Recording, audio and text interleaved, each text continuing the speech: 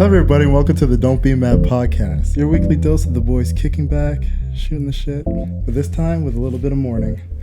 I'm your boy Matthew, aka Lefty Lucky, and I'm joined here as always with Jamali and Jason. And we also got a special guest this week. Pan the camera over to our friend Jessica. Hi. How you doing, love? I'm doing great. Thank you for inviting me. More than happy to have you here. Very happy. So yeah, as I was saying, last week we had some good vibes. It was nice energy, but over the weekend things got a little bit strenuous with some news that came out about Kobe Bryant, unfortunately coming to an early passing from a helicopter accident alongside his daughter and I think her daughter's teammate, her parents, and a few other people that are part of the team. And obviously, you know us, like we have been big basketball fans. We've had many conversations on this podcast about Kobe Bryant or just basketball in general. So we want to send our deepest condolences to the family, to both families that are affected by this and everybody that was on that plane, the pilot, helicopter, the pilot as well. You know, it's unfortunate news when you hear something like this. And I mean, I don't know how you guys felt about it, but I know for a good 2 days, I was pretty much just mentally out of it. Anybody else want to chime in? Jason, go ahead. That's our resident Laker fan, you want to chime in on this? Well, I'm still at a loss of words to even know what's, like, it's not processing in my head that, Kobe's gone. Kobe to me is my hero.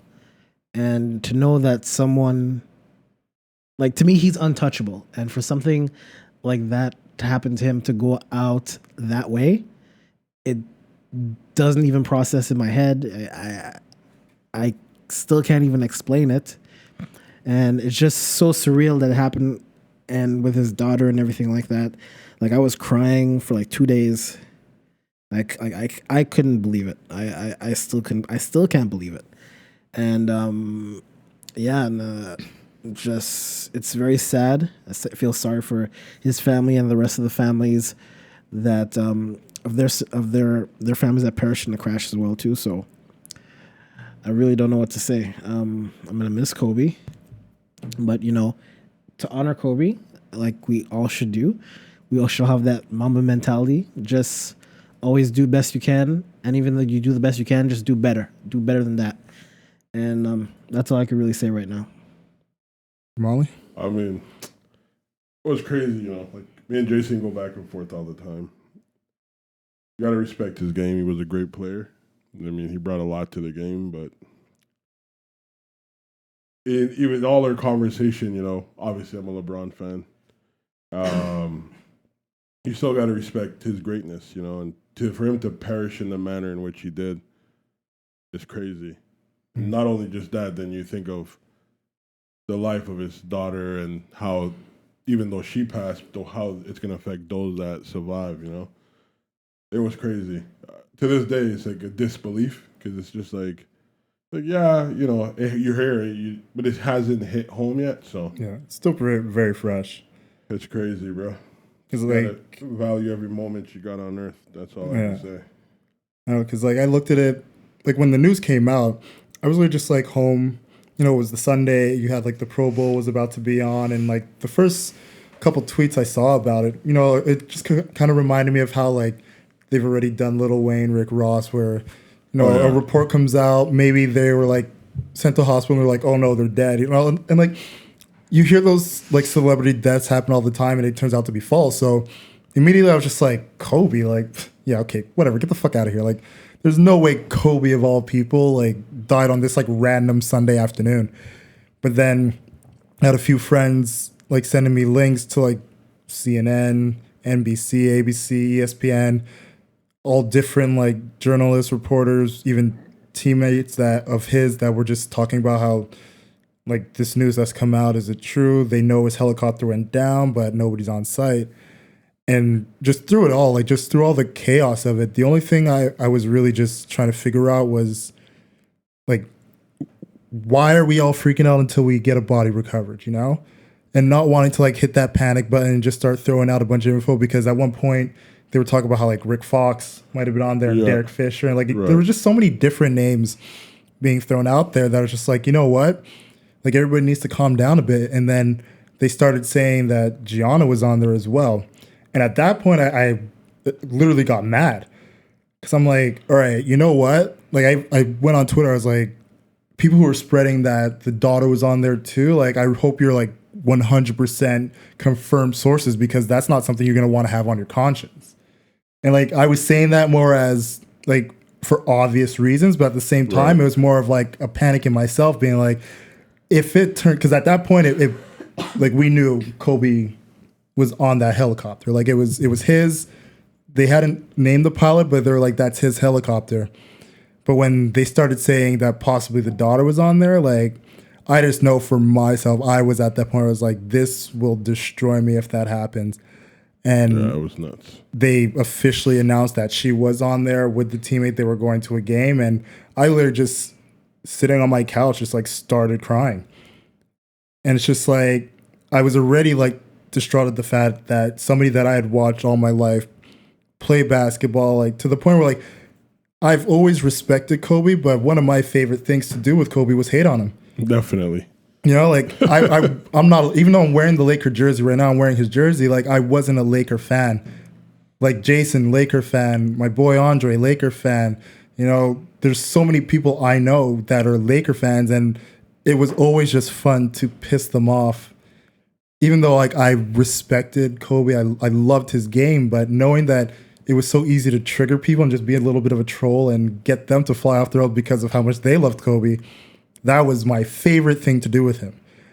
And to know that somebody who, like I said, I respected so much in the game, for him to go that way, and like his daughter to go alongside him, who, if anybody was paying attention, like you saw what she was becoming in her own right as a basketball player. So for that legacy of his to be gone in the blink of an eye alongside him, like I said, man, I just sat on my couch and I literally cried for like a good 30 minutes, just letting it all out and just thinking like, this isn't the way that should ever happen, you know? It sucks. It sucks, man. Yeah. R.I.P. Kobe, you're still the greatest ever. I don't care what anyone says. I'm still I gonna don't fight. know about all that yet. I'm still gonna fight people. I'm still gonna fight people if they slander. Let's relax. He's a good number 3. No, listen. if I see people slandering Kobe for like the next 5 years, it's gonna be fight on site. Bro, you're not gonna fight It's gonna nothing, bro. You think Jesus is giving Kobe buckets? Jesus giving Kobe buckets, please. Kobe's gonna dunk this dude out of his sandals, please. Kobe's gonna dunk him out of his sandals. Yo, Jesus, my foot. Jesus got the air gods, man. You know, you don't know, man. Them sandals are lit, bro. Please, Give him them extra hops. You know, he walk on water. He might walk on air too. please. Too much hang time for Kobe, bro. Jesus is gonna get his ass broke in heaven. Down here, we say Kobe when we throw garbage in the bucket, but up there, man, you know, you got to take on the best first. We're not gonna know what went down, but Kobe's gonna say, Jesus, like, how did you die getting pinned to a cross? You didn't have that mama mentality. That's what he's gonna say. That's what he's gonna say. Bro, like, we should switch topics now, bro. This is getting No, out of but hand. in all seriousness, Kobe, we love you. We're gonna miss you, and we're gonna keep moving forward that mama mentality. damn right, man. RP number 8, number 24. All right. Now that we got the sad stuff out the way, should we start with our guest? Definitely. You would think, right? I mean, the reason we are here today. Jess, how are you doing? I'm doing good. We were hoping to have this on like happier vibes, but I mean, whatever. We got to take what comes with it. I think it's an unfortunate news, but I think the biggest lesson in all of this is how you impact people. And I think that Kobe Bryant did a really good job about this. And this is why I can put my hand on fire saying the entire world got the news. And I think we all similarly, you know, we felt a similar way. Without a doubt. Yeah. All right. What? Take a second. You weren't with me crying in the basement, okay? Leave me alone. No, I wasn't. I was in my mama's kitchen, bro. All right. So, for the people who don't know Jess, please explain yourself. Tell us who you are, what you do, why you're here. Great. So I am a young entrepreneur. Started my own business 2 years ago, which is a dance studio. It's called CORNERYUL, located in Verdun. I also work full-time at Capital Market in the finance industry. What else do? I just registered back for university. Oh, nice. Finished my international business degree. So that's a short little answer. Nice. Yeah. I didn't know you were going back to school. That's pretty dope. Yeah. It's You been a excited month or are now. you scared? Oh, it's been a month, yeah. It's been a month. It's not easy, eh? No, of course not. The brain is a muscle, and to train it to go back after I've been out of university for 8 years now. Shit, yeah. Wow. So it's a challenge. Yeah, I but can't even imagine going getting back. there. Like when my last day, I like literally ran out. I was like, never again. Full sprint out of that place. I'll get there. I mean, it's gonna take me 10 years, but the goal is to just keep learning and yeah. No, that's awesome, man. Yeah. That's awesome. Keep it up. Yeah. So the dance studio, CORNERYUL. Yeah. Started it 2 years ago. I've been part of not a part of it, but I've essentially You've been seen, part like, of the it. growth. You've I've been to a part of couple it. events. Yeah. You know, like I've Yeah. seen no, I've been to a couple events. I mean, I can dance if you get some liquor in me and but no, like I've been to a few of the events that they've thrown there, and yeah, no, like it's a beautiful dance studio. I saw like the earlier stages of it, and now more of like the finished product of it and how it's been Yeah. going along. But this event that's coming up now, like for our listeners, you want to explain like what it's about? Yeah. So let me just take you back a little bit because the event is kind of going hand to hand with the reason why I opened the studio. So the reason why I opened the studio, the main reason is that as a teenager, you're going through some stuff. You can swear. Okay. Yeah. Yeah. Okay. So you go through a lot of shit in high school, and I was bullied, and I was badly bullied. In French, I went to a French school, so it's secondaire 5. So what grade is that? We all went to Secondary 5. Grade 11. Grade 11. Yeah. So I didn't finish my high school at my high school because I was bullied. So I was scared going to school and I didn't feel comfortable. So I wanted to convince myself that I was going to be able to go to CJEP at the same time as everyone, as all my friends. So for 2 months, when June it Yeah, ends. with summer school. Yeah, I went to adult school. I finished my entire secondaire 5 in 2 months, and went to college at the same time as everyone. But while I was doing all of this, I was dancing. And I was dancing with an amazing dance family at a studio that at the time it was extremely good for me. However, I didn't feel safe enough to open up about this. So nobody knew that I was getting bullied. My closest friend, my family, my dance family, nobody knew. And my lesson from all of this is that now the studio is a place where I want to create for the teenagers to be safe enough to obviously express themselves in movements, but also if they need to raise a hand and say, I need help, we're there for them. And that's the main reason why I opened up. But then, of course, shit went down, right? You grow up, and those problems are not leaving you. Yeah, things tend to follow. Yeah, mental health is extremely important. So 17 years old, got beat up on the street by 10 guys. Wow. Yeah, so that happened. So obviously, the process of that bullying and stuff kind of came back. And it's not something that I wanted to raise and say, hey, guys, like, I've been on the street in blood, went to the hospital, 10 guys were jumping me. It's not something that I was confident enough to talk about. So again, that brought me up to like, okay, well, you remember the business plan I was doing just for fun when I was 16 years old? Maybe it's time to maybe work on it a little more. But when I'm 17 years old, I don't know how to do a business plan. You got to start somewhere, Right? right? Somewhere. So yeah, just like typing on Excel sheets, not even knowing to do, like, I don't know how to do a PowerPoint at that point. But it happened, whatever. 8 months later, I didn't take the bus, didn't take the metro for 8 months. The first time I take the metro back, so there's 40 people, guys and girls, they all come in the same wagon. They blocked the doors. We were 3 girls in that wagon, and I was eyewitness. They were touching us, and I witnessed a rape. Fucking hell. So then I'm like, okay, so there is no way. I need to create the space where I want to have for people to feel okay, and that it's okay to go through these things too, right? It's not okay, but it is okay to talk about it. Yeah, to open up and share these experiences. Exactly. So this event is kind of relating to the mental health and how to take a minute and take a step back and think about your own self and who you are and what you want to project to the world and how do you want to become. So it's a 45-minute training, physical training, all level. And exercising, honestly, it is the number one key in everything.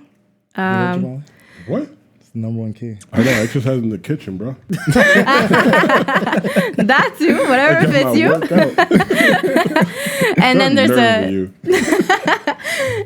there's a yoga session to kind of, recenter and regroup your thoughts. And yeah.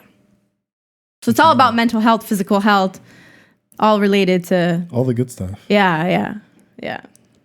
All right. That's crazy that you've experienced all that in such a short window of your life. Like, I think a lot of people would be crippled after that, socially at least. They'll be probably afraid to go out. So, like, where do you find your courage to keep pursuing your goals, That's a very good question. I went to therapy. Okay. I still go to therapy, by the way. Full disclosure, like therapy is the shit. I got a therapist. Don't even worry. Yeah. It's she's my confidant, so But for that specific, I went to a special therapy. Wow. It took a long time.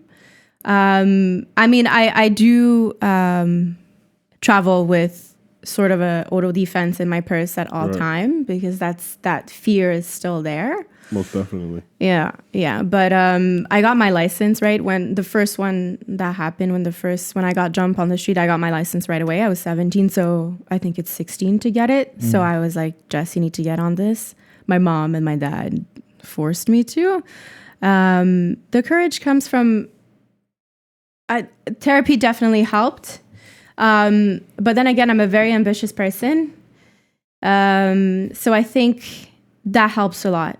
The fact that I have a very strong personality helps a lot because it is something that not everyone can come back from. I truly believe that. It takes a long time anyway. For sure, yeah, definitely. Yeah. Because I feel like, especially like with everything you've described, more often than not, it's like you had the drive. Like you're somebody who, even though these things happened to you, you already had like some goals and ambitions that were set. So essentially you dove headfirst into those things and just allowed that to be the thing that propelled you forward.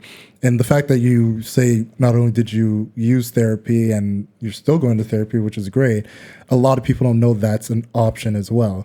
More often than not, you'll have people who go through very traumatic situations and just end up balling it up, keeping it to themselves. And then as more things are just piling up on top of them, they either snap or do harm to themselves. Yeah. So I think you even like reminding people that, therapy is quite the option that helped you out. And it's an option that more people need to use is pretty good. And I think if you don't have that type of personality where like you have the drive and stuff, surround yourself with the people that have it. Yeah. I think that helps a lot, right? Yeah. No, for sure. Because like in any situation, you should always have people around you that are encouraging you to do better. 100%. Because more often than not, like you'll look around you and you essentially get a bit stagnant. And it's like, all right, like we've all like either have our jobs or we maybe have our hobbies, but like we're just kind of like plateaued at a certain point. We're not really doing more. But if you have somebody who's looking at you just being like, hey, like I notice you're not like, there's no like encouragement in you anymore. Like what's going on? Like that helps a lot too. And I feel like what I've noticed from your dance studio is you've created a bit of a community that does that.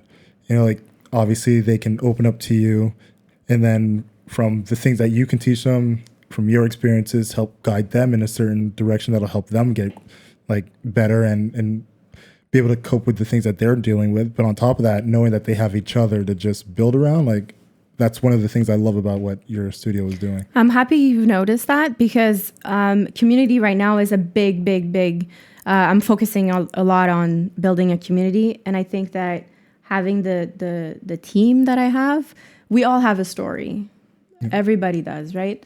And the team that I built is also strong enough to be open-minded and to welcome teenagers' stories. But it doesn't need to be a teenagers, right? We start at 3 years old and then we go up. I mean, the oldest is 36. Like we're very diversified with the age. So, but I think it's I can't be alone building all of this. So it's obviously, as a leader, I'm trying to kind of give that to the teachers, for the teachers to give it to dancers. So then it's a full circle.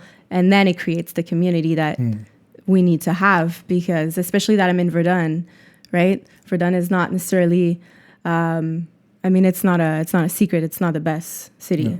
So. No, it's true. And I feel like with more places like yours in that community, it's going to help it, because you need to have places that, or spaces that are inviting and are encouraging and are promoting growth. Yeah. And especially when you're doing it in a situation where you're touching the young minds, to know that they have somebody they can look up to, somebody they can trust, and somebody that's setting an example that they can take going forward. And then, who knows, maybe from your one dance studio, you get 5 other dance studios that take the mantra that you've taught them, and they put that into other spaces in Montreal's smaller communities as well. Like it's all about the little things that you may not even notice you're doing that are going to spread throughout. Yeah. And that's something that I feel like it's great that you started that, and that you're really doing your part as far as like teaching those lessons, not just to the 3-year-olds, but to the 36-year-olds as well, Thank you.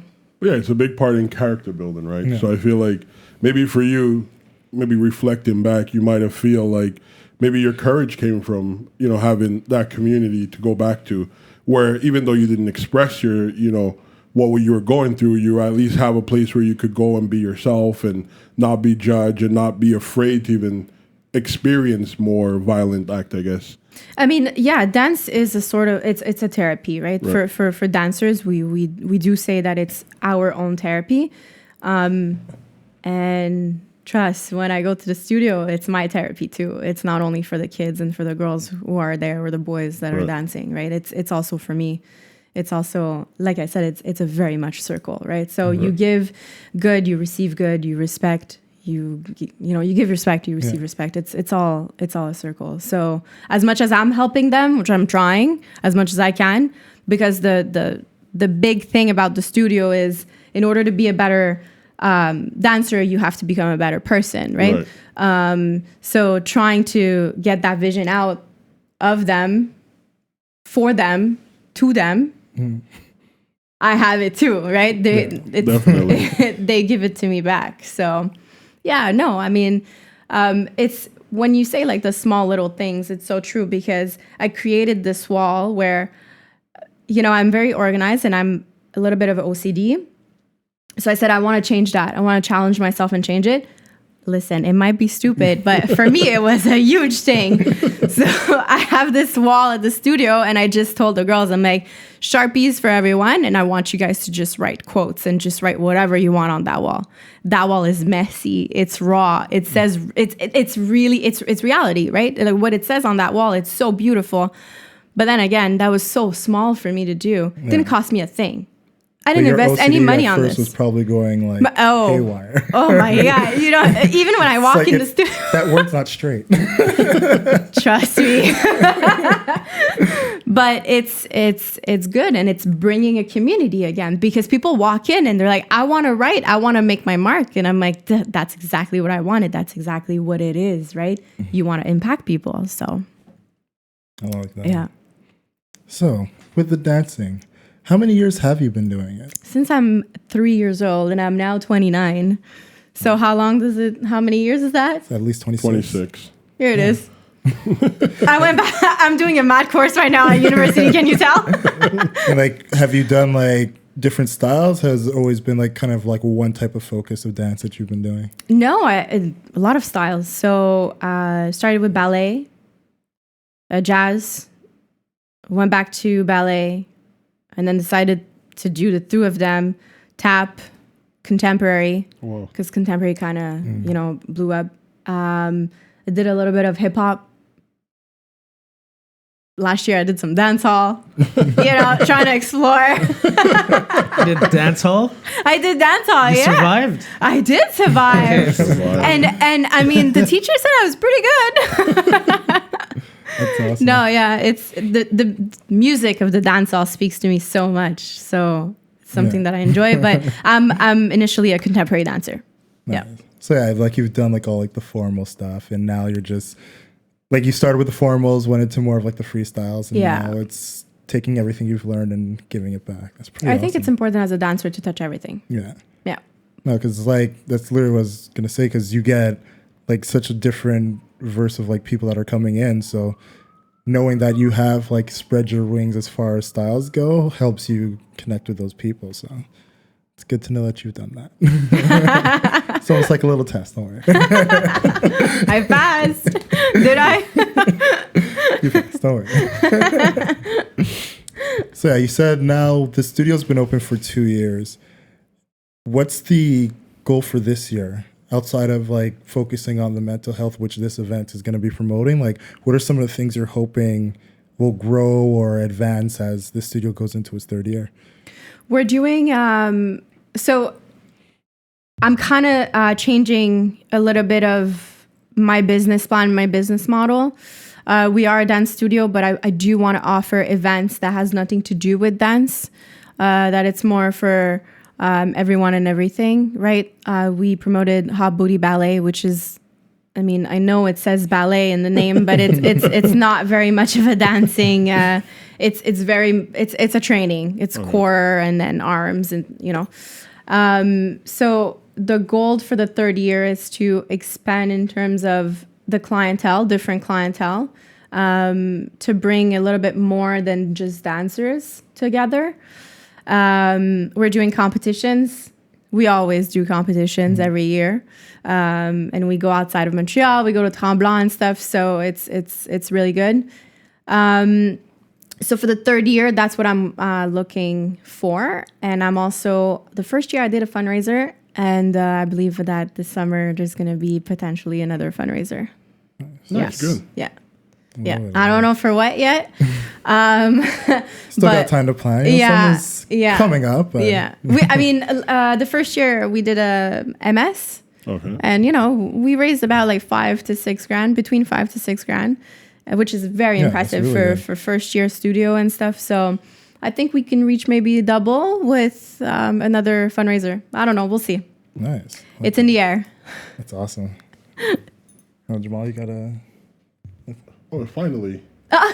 What? Well, I mean, you were leading the way. Okay, go, man. Why do you take everything so personal, man? Relax. It's all right, man. We've already had this conversation. This guy. So in terms of growth, and I know you said you want to expand into other fields, like do you have programs that are particularly tailored to children or even adult to experience some sort of like bullying or whether anxiety or anything like that, anything that's specifically targeted to that type of, I guess, mental health aspect? So when you walk in the studio, whoever you are, whatever team you're part of, it's the message is to become a better person, do the best thing you can, right, and be kind. That's the main goal vision when you walk in. Now, the competition team, where we actually have a lot more time with them because it's not only one class, 1 hour a week. Right. We do some crazy exercise where, last week I just asked all the girls to record themselves. Anything you want to leave in 2019 and everything you want to bring in 2020. And I asked them to freestyle on it.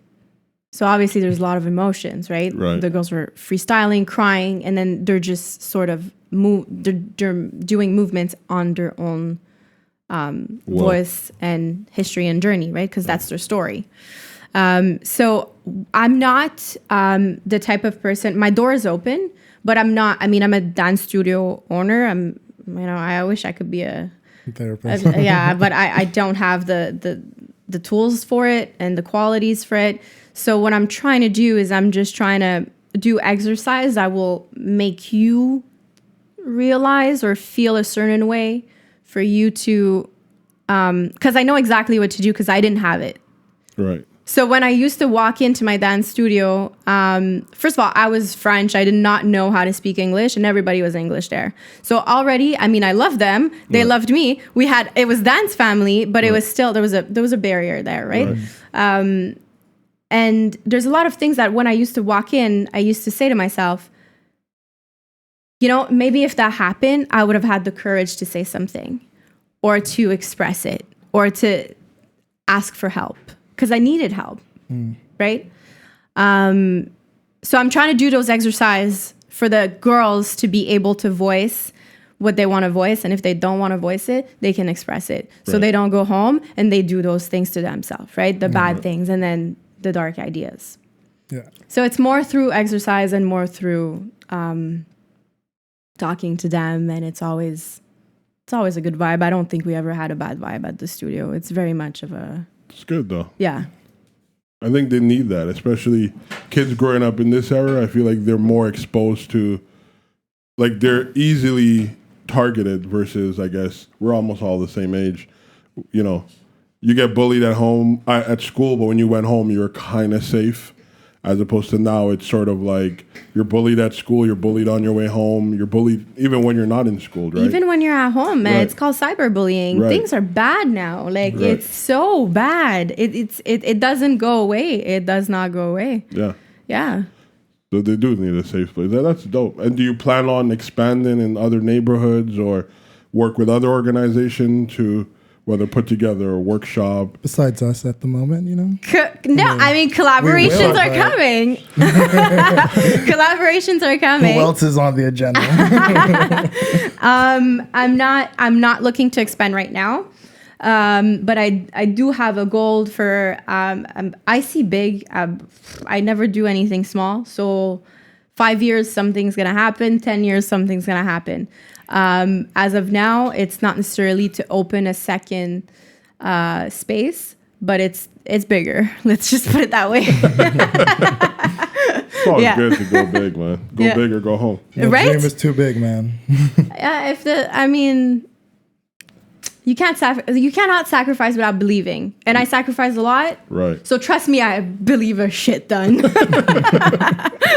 Yeah. No, it definitely is a good thing. Jason's been chilling in the back there. Almost forgot he was here. I've been. I tell you, I'm like the black Ghostbuster. I make things run behind the scenes. No, I had a question, Sai, but from more of a business aspect. A lot more people nowadays are, say, looking to move out of Montreal to, start a new career or start a new business or anything like that. How do you, as a business owner now, resist that urge not to go to like another market and really stay Montreal centric and not have that urge to like do what everyone else is doing? Because a lot of people are going to Toronto or the States, Vancouver, whatever, to open a new business, start a new work or anything like that. What is particular about Montreal that you can succeed here? On a side note, I did live in Toronto for 2 years. Okay. So the market there, I kind of experienced it. I would never open first business in Toronto. Reason why Toronto is just like the US and Vancouver. In order to make money, you need money. And when I'm saying you need money, you need 7 figures money. Yeah, it's nuts. It's extremely, extremely, extremely expensive.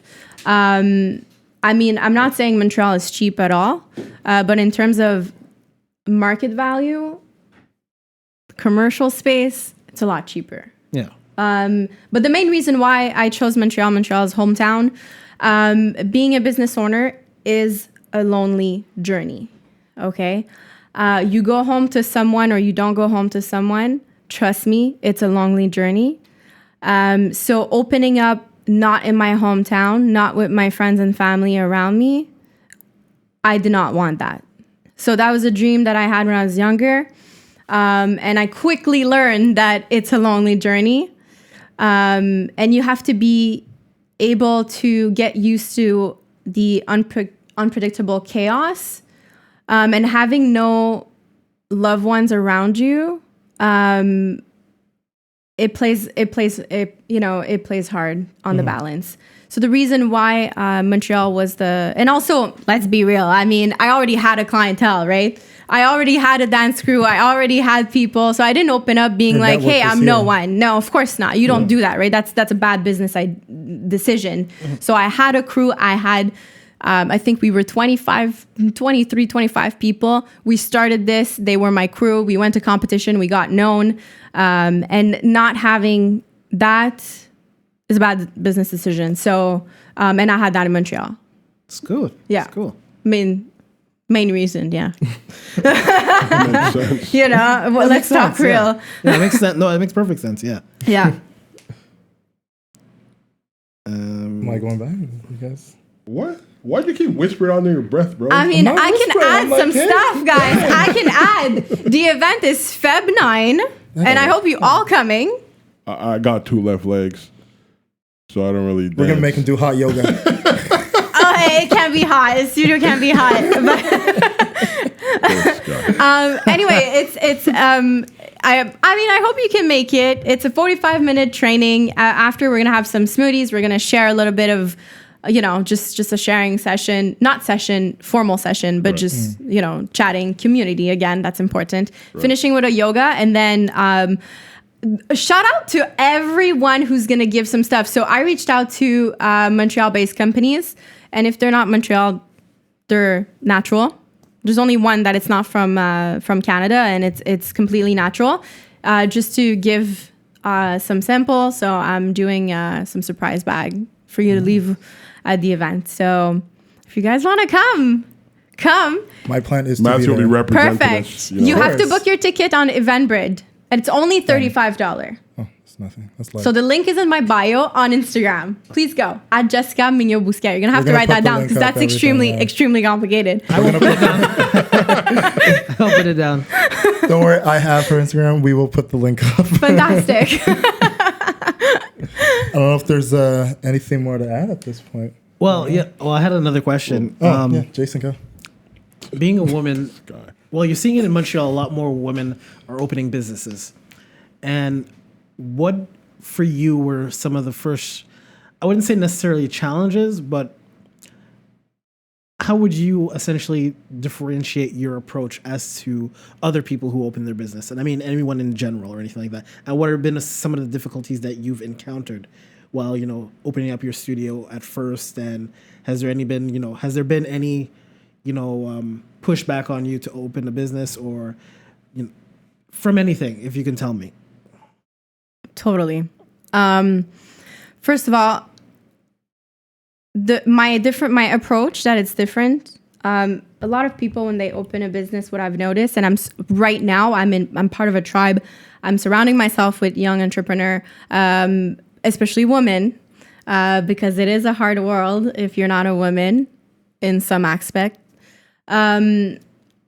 My different approach I'm jumping to 500 subjects, but I think what I've noticed from business owner is, as soon as you open your business, you a lot of people,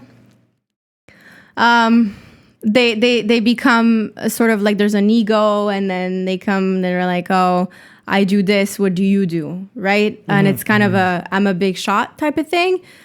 And I mean, I have friends like that. I respect them, but that's not my approach, right? So I think the different approach that I had, and that's why people are sticking with me, being vulnerable. I think courage comes from vulnerability. Definitely. Yeah. So I think being vulnerable is a big one. Transparency. My entire team knows how much we make. Do I care? Absolutely not. I think it's important. I think it's the key to success, right? So transparency, not the students, guys, the team, the teachers, right? The actual team. the student, they don't know. They don't know. So I think my different approach, my approach is vulnerability and transparency and honesty. Now, Yes, to answer your question, I got turned down. I mean, I reached out to a social media company to help me out, right? And I told them my budget is $1,200 a month. This is what I'm looking for. They said we can do it, but we don't want to do it because they want to work with companies that are doing that on a full-time base. Now, don't get me wrong. I do work full-time, but the studio is also full-time. So, I mean, there was they didn't believe that because I didn't work 9 to 5 to my own business that I deserved to have their service, which is fine. Because guess what? I found another company who is much better for much cheaper. That's crazy. Yeah. But yes, of course I did. I got turned down. Yeah. Sometimes you gotta shop nuts. around, and because a lot of companies, like you said, the ego thing. A lot of people think they're in positions that I can do whatever I want, and who are you, or something like that. But like you said, you found another company that's cheaper, better, and I'm sure offers a better quality of service. And now you're happy, and it's their loss essentially. Yeah, Everything happens for a reason. Yeah. Everything happens for a reason. And another lesson that I learned: you cannot take no for an answer. Nah. Right? You cannot take no for an answer. As a young entrepreneur, you can't. Your business is not going to grow. And how many no's did I have? And if I would have stopped, I wouldn't be where I am now. Yeah. So you Well, can't most take no for an definitely, answer. Sorry? I said most definitely. I think you have to have the will to continue, Yeah. regardless of what. But I mean, you clearly have that, so I don't think any amount of no's would have stopped you. I mean, we have this running joke at the studio that nobody says no to me, right? So nobody says no to me, but then again, I don't say no to any one of them. Right? It's a given again, like that. If you want to receive, you got to give in a certain way. Well, you got to take a risk, right, to receive a reward, right? Yeah, absolutely. So it goes hand in hand. Yeah, because now it comes with trust, right? And if you have trust issues, t'es pas sorti du foin. It's like... It's definitely the case, yeah. Yeah. Nice. Anything you want to add, you guys? Oh no, I've asked so much. I want to let you guys, chime in and. Oh wow, very considerate. I'm trying. I'm doing my best in 2020. But these are good questions. I love it. Let's go. New year, new you, right? Yeah, that's what it is, man. New Year's, new you. Is that what you said? That's what he says. Okay. All right. But how do you find the balance in what you do in terms of you say you're going back to school, you're running this company, you probably have a full-time job, you have a social life, I assume, or how do you find the balance? 'Cause I think with a lot of young entrepreneurs, it's like either they focus completely on their business and they forget about other aspects of their lives, or they're not willing to sacrifice the other aspects of their life in order to push their business forward. How do you find the balance? Time management, organizations. I mean, everything is in my calendar. If I need to answer an email, it's in my calendar. Damn. Everything is in my calendar. And it's I came in here, I wasn't late, which is very surprising. Oh, don't but worry. I was on time. You got 3 black folks here. But, None of them show up on time. but then you saw me. What did I do? I opened my computer and I worked because I'm like, okay, I have time now. I can finish this. And I did finish all my invoices, right? So it's time management. It's dedication, right? If I'm not dedicating, I'm not going to open the computer and do my work. Then again, I would love to focus only on the studio. I'm a go-getter and I have a lot of things that I want to accomplish. Right now, for the 3rd year, I am not going to only focus on the studio. I mean, I have a full-time job. It's a capital market. It's a very demanding job. And as of now, it pays the bill because the studio is still very new. And as long as the studio is not paying the bill, I don't want to put myself in a position where I'm going to suffer financially, because then the mental health is going to be completely gone. Yeah.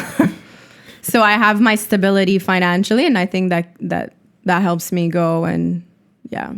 But do you feel like you're sacrificing other areas of your life? My sleep. Your sleep, yeah. My sleep, my social life. exercising. I mean, I exercise at the studio like a 15-30 minutes in the office, right? Because when I get home, it's 10 o'clock and I have to do my lunch for the next day. And then, no. I meal prep, so that helps a lot. Everything is prepped. So when I start my week every Sunday, first of all, I sit down and I do my week. I do the calendar for the week. All my meals are ready. All my laundry is complete. Everything is on point for me to start the week. And if I don't have that, I can't go through the week.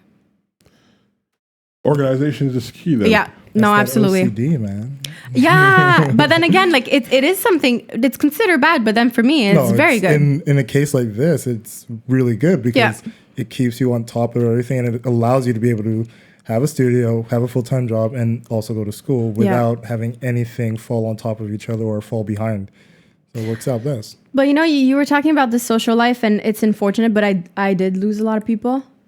And then again, is it a loss? I'm not sure yet. I haven't figured that out yet.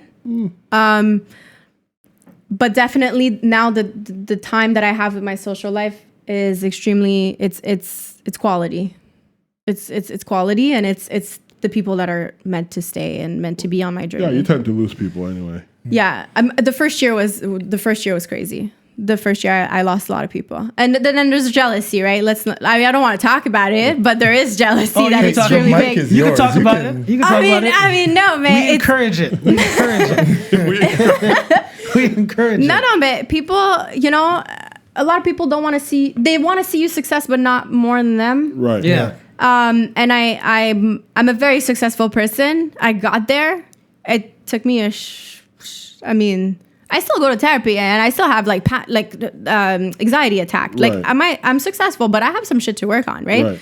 But yeah, no, unfortunately, a lot of my girlfriends didn't understand that my time was not necessarily for them alone anymore. Well, that's the difficulty I think most people face is when they're pursuing their goals or a passion that, your circle doesn't. If they're not doing the same, then it's kind of hard for them to even comprehend, your desire. And what are you doing? Like, it's not going to happen, right? There's more people willing to deter you from your goal than support you. That's true. That's very true. And thing with Jamali and I, we tried to lose Matthew for a long time. It's never worked. Not happening. I've told these guys you are stuck with me till death do us part. Cannot get rid of me. No, but for real, guys, the energy that you guys have, it's fun. It's fun. And it's a bond. Like, I can feel the bond, right? Like, I came in, you guys were screaming at each other, and I'm like, wow, that's a bond. Like, that is a bond. Like, you guys are screaming, but then talking, and then it's cool. I would say it's something. At each other. No, but it's fun. You guys all have strong opinions, and you guys are able to share it in a way where there's no, oh, but you said that, I'm going to walk away. Oh, that happens. Don't get it twisted. No, but you come back when the cameras are off. No, but you guys come back to each other, right? And that's the most important thing. Like that's what it is. Like friendship. That's not. It didn't happen with me, right? Like I cannot go back to them, and they decided to not come back to me, and it's okay. No, for it's sure. okay. Yeah. I think it's a little bit different with guys too, man. Like with us, it's all right. Get it out your system. Let's have a drink. We'll hash it out. If we got to fight. 5 minutes. Women are emotional. But not only that, I think we also have the same desire. And I think the people that stuck with you are the people who have the same desire, even if it's not in the same space. They understand chasing a goal or having a passion. They respect your passion. They respect it. So those are the people that stick. You bring a good point. Like I was going to say, Jamali and I, we're from the same high school, and we see people from high school that are still doing the same thing. Yep. And we're like, come on. And the reason why Jamali and I get along, Same shit for me and people in my high school. And that's one of the reasons why Jamali and I get along so well is because, we came almost from the same place and we have the same goal for the podcast with Matt. So that's why our energy towards this is always, on point. Yeah, they see us argue. There's been some episodes where we've been really heated. Oh, I listened. I listened. Yeah, it gets bad, but just want to poke me in the eye. At the end of the day, we're all cool though. That's the thing. That's what counts. It does. Yeah. No, that is the most important thing. I agree. I think respect. I think sometimes I don't respect this guy, but he loves me. It's okay. I don't know if it's love. I could tolerate him. I don't know if it's love. A little far-fetched, buddy. No, one thing you said before where you're like, you lost people, but you also feel like you've gained things. And I would look at it that way as well. With your career, what you've done successfully and in your growth and your grinding and your goals that you're trying to achieve, yeah, you may have lost some people on the social aspect of things of like not partying or just going to like the wine nights or whatever, but the girls and the kids that you're working with, you've gained them. And like you said, you wanted to create something that helps them. I think what you're creating with them, what you're gaining with them, and what they're gaining from you because you are making that sacrifice, way bigger.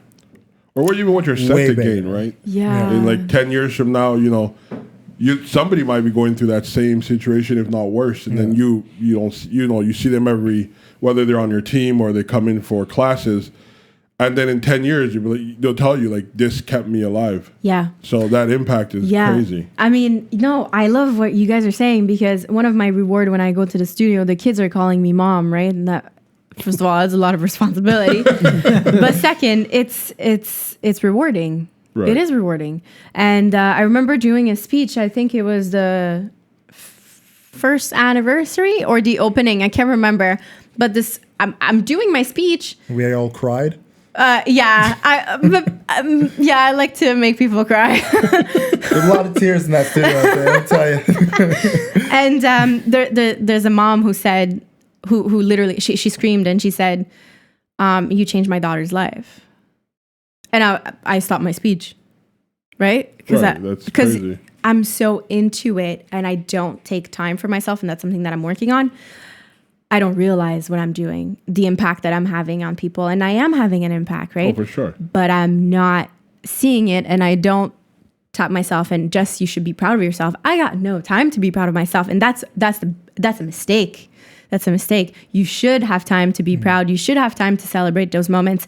I'm still working on it, but it's very hard for me to take a step back and be like, okay, you did a good job. Because when people says you're doing amazing, this is so good, I'm like, yeah, it's all right, Right. It's all right. No, it's hard to see it sometimes when you're in it.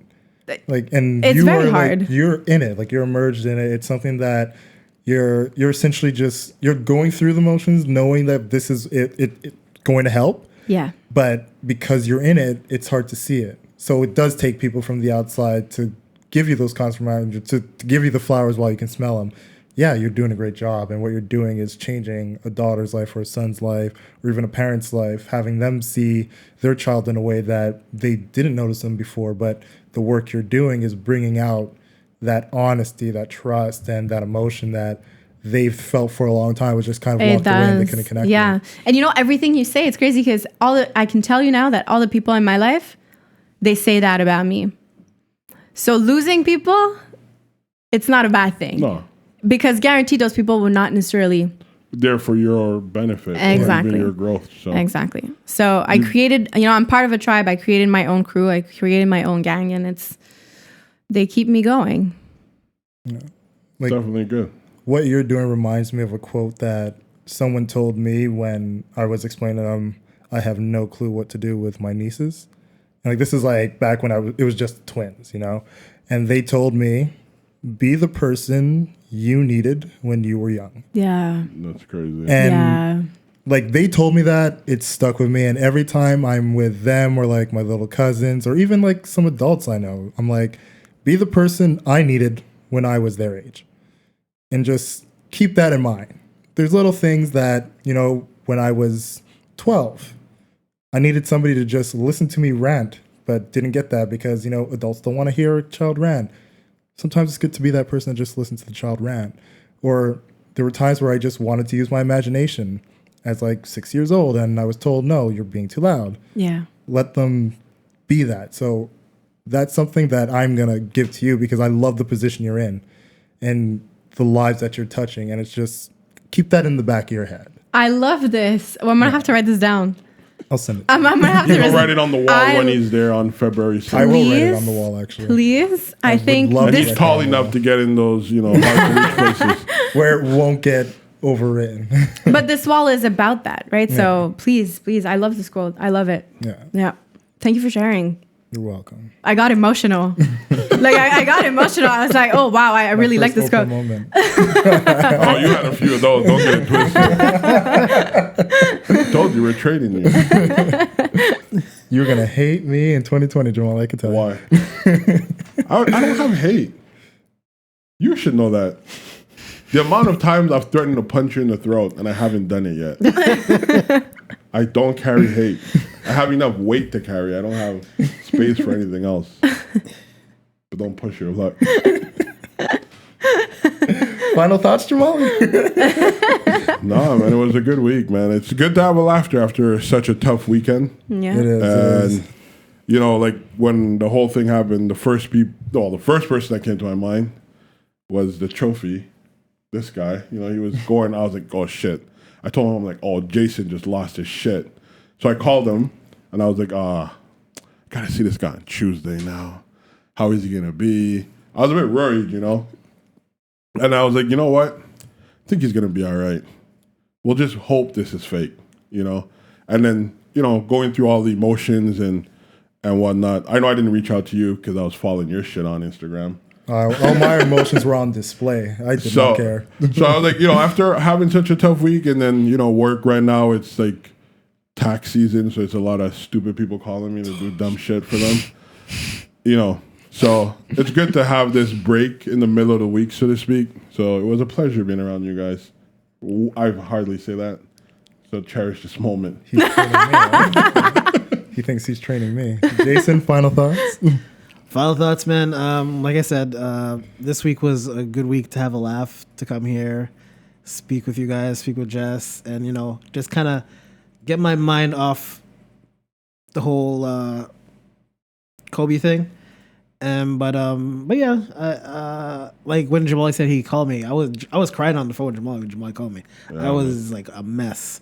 But no, coming here today, you know, it's good to have a good laugh, have a good conversation. It's about something positive, especially, and you know, I just want to wish everyone, you know, be happy, be positive to everyone, and just if you have any beef with anyone, just settle that. Truth. Settle that right now. Truth. It ain't worth it. Yeah, Okay, don't say that. There's some beef that's not worth settling, bro. Well, no, actually, Jamal, you're actually right. I'm sorry I said that because I think you should cherish the people that you have in your life in this moment. That's where the attention should be. That's a better thing to say. Yes, but then I feel like you should, when what you said, I think it's like more into you. Yeah. Right? Like if you have beef with someone, that's cool, but forgive yourself. Yeah. Not that person. Let it go, man. It ain't worth it. Let it go. It's not worth it. It's not worth it. Don't hold grudge. I don't know how people do that shit. Huh? Grudges, like people who hold all this. I can't remember to hold grudges. No, but you're spirit soul. You're like a free. You're good at that. I mean, you have a pure soul. I hold grudges. I don't know pure, but let's keep it The earthly. Matthew that I What did I do to you? No, open-minded, pure. I don't know. It's hard to go with the flow. It's hard man. to not. I mean, you should not, but it's hard. No, it's true. I think something that most of us struggle with at some point in our lives, where things affect us deeply, and we just don't know how to be like, you know what? It's growing pain. You know, like you gotta go through these things to come out a better person. So, but yeah, I think honestly, what I've learned is to cherish those in my life. You know what I mean?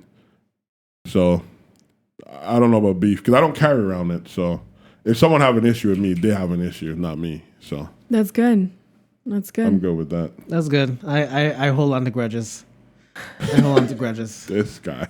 He's our resident grudge holder and documenter. And Really? Because I'm the type of person that I don't go out of my way to you know, say bad things about people. And usually if someone's attacking me that way, I'm gonna go at them twice as hard.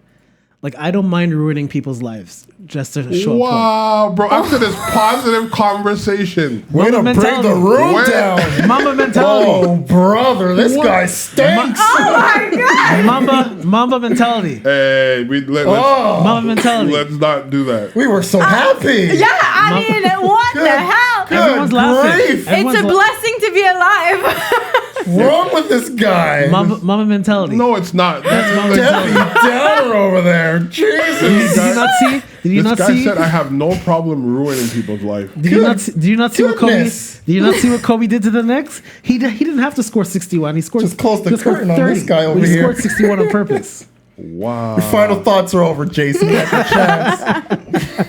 We gotta open up a whole new conversation. Hey, listen, everyone's having a laugh. That's what counts. That's true. That's Everyone's true. having a laugh. That's what counts. Tyler, cut off his mic. What about you? Any final thoughts? Yeah, final thoughts. I just want to obviously thank Jess for coming. Thank you. Remind people February 9th that we're gonna put all the info up on our podcast Instagram and the Twitter as well about the event that you have coming up February 9th. And yeah, like I said, just for what you're doing, be the person that you needed when you were that age. And for everybody else, I'm like Jason, who obviously needs a little bit more work. Just let it go, man. Just let it go. You know, like we all had, like last year we had a rude awakening when it came to Nipsey, and I feel like it almost feels like every year now we start It off never with some type stops. of awakening that's like trying to remind us to just be a bit better than we were yesterday. And I mean, that's what I'm going to take. That's what I'm Yeah. going to take from this. Just try to be better than I was yesterday. We Try to shouldn't be, need them though. We should shouldn't. just be, you know. We shouldn't. But if this is what gives us the kick in the ass to do better, unfortunately, I'm not going to ignore it. But we need to stay Big true impact. to that, though. Because I feel like in moments like these, we say these things, and then like 3 weeks from now, when we kind of go back to regular life, all this emotion and all this desire to be quote unquote good gets thrown out the window. Guys, can I tell you something? Sure. The event Feb 9, Yeah. first week of Jan or second week of Jan, the event got half sold out. 20 tickets gone. New year, new me. Now I'm having a hard time selling 6 tickets. You know what I mean? Yeah. It's crazy how people, and I mean, we only have 6 tickets left, by the way. But if we do get more from this podcast, I will open up some space. Okay. But these are the 6 tickets that I'm having such a hard time. And I truly do believe that it's because we're in Feb now and that mentality is gone. Right. Yeah, all the resolutioners are out the gym. It's Thank done. God. It's been great. Yeah, that's what I'm saying. You're finally in a gym? Dude, I've been in the gym. That's why you're afraid to touch thighs with me. No. I Afraid to don't, feel these quads. definitely not the case. In the camera, it looks like you're holding Jamali's knee, huh? What? This guy always Come on, bro. It's 2020, bro. Yo, I don't know about you, but it's 2020 is the We same can old tell me. them the truth now. I don't know what you're talking about, bro. Yeah, it's gonna go down. Yo, you're getting a little too comfortable. I don't know about all this, bro. I'm playing. It's too easy with this guy. All right, I think let's close it out. Okay? Yeah, we should. 'Cause Like I said, thank you, Jess, Your for curtain's coming about to on. close. It was No, a thank you so pleasure. much for having me. Guys at home, we're going to send all the links. We're going to put it all up on the Instagram and the Twitter and the Facebook. So don't even worry about it. It will be up there most likely by the end of tonight. As always, you know, you can reach us at Don't Be Mad Pod on Twitter, Instagram, at Don't Be Mad Podcast on Facebook. We have a YouTube. I always keep forgetting to remind people about that. So for those who are listening and want to actually watch us be degenerates, you know, He's not focusing. he's not focused at all. Oh, I don't have space for this. I told you. I don't have space, you know, for all that. So yeah, the YouTube, the Spotify, the alls. Thank you guys for tuning in. We will be back next week with another episode of the Don't Be Mad Podcast. Kobe. We out. Take care, everyone.